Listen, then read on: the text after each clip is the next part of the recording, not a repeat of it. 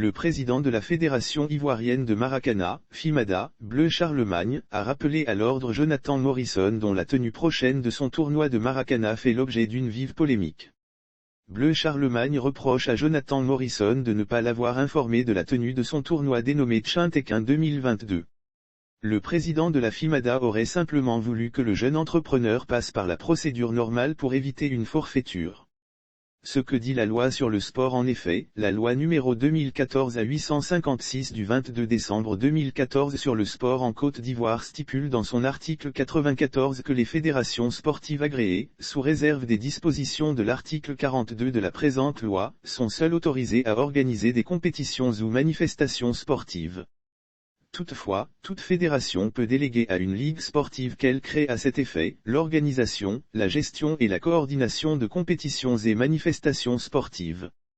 Quant à l'article 95, il stipule que toute personne physique ou morale de droit privé, autre que les fédérations sportives, qui envisage d'organiser une manifestation ouverte aux sportifs licenciés d'une discipline qui a fait l'objet d'une délégation de pouvoir conformément à l'article 25 de la présente loi et donnant lieu à l'octroi d'un titre sous quelque forme que ce soit, doit obtenir l'autorisation de la fédération concernée. Cette loi, Bleu Charlemagne veut la faire connaître à l'opinion publique. Lire aussi tournoi Tchintequin, Morrison sévèrement mis en garde par la FIMADA. Les lois sont faites pour être non seulement respectées et l'esprit de loi c'est de garantir la sécurité et le bien-être des populations. Le président et l'Assemblée nationale ont bien fait de prendre des lois pour régir notre secteur et nos activités nationales. En matière de sport, ce n'est pas un no man's land. Nous avons des fédérations qui sont constituées et qui administrent les disciplines comme elles peuvent. Je suis étonné que des gens aillent dans tous les sens sur la toile parce que nous avons demandé à savoir ce qui se passe à ce niveau, a-t-il expliqué à Vérité des Sports sur Radio Côte d'Ivoire.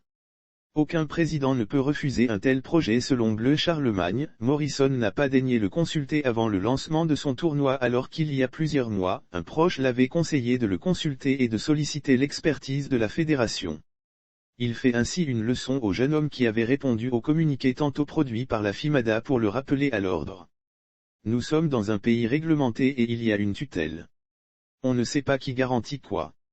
Notre mutisme serait une complicité coupable s'il y avait une forfaiture. Un ami depuis Conakry m'a appelé et m'a dit qu'il y a un jeune du nom de Morrison, l'un de ses poulains, à qui il a recommandé de venir de voir quand il l'a informé de son projet d'organiser son tournoi à l'échelle nationale. Il m'a supplié de l'aider et de l'accompagner notamment au plan technique et administratif. Depuis mars, j'attends ce jeune homme que je ne connais ni d'Adam ni d'Ève mais ce sont ses parutions qui me reviennent. Aucun président, de fédération, ne peut refuser un tel projet qui est important au plan national de la promotion et de l'encadrement de nos jeunes pendant les vacances. J'ai pris ce communiqué pour attirer l'attention des opérateurs économiques pour dire que la fédération n'est ni mêlée à cette aventure. Je prendrai mes responsabilités si cela pouvait constituer une forfaiture. Bleu Charlemagne n'est pas contre la tenue d'un quelconque tournoi de Maracana. Seulement, il veut être rassuré quant à la garantie, la sécurisation et les assurances. Par conséquent, il attend de Morrison qu'il vienne le voir pour lui présenter son projet et obtenir officiellement